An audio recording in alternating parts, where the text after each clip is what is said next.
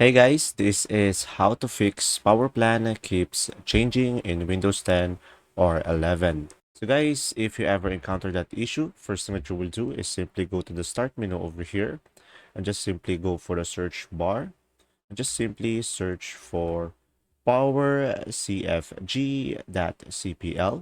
So make sure to search this and you should be able to see this one, control panel item. So click on it. And after that, guys, as you can see, you should be able to see here your power options. So now, currently, I am using a high performance. So just simply go for your current plan and just simply go for change plan settings. And after that, you should be able to see here, restore default settings for this plan. So click on this over here.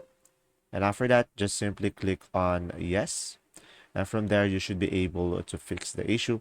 And another option that you have is just simply click on here, change advanced power options.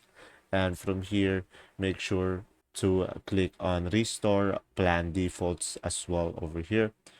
And after that, just simply click on yes, and you should be able to fix your issue.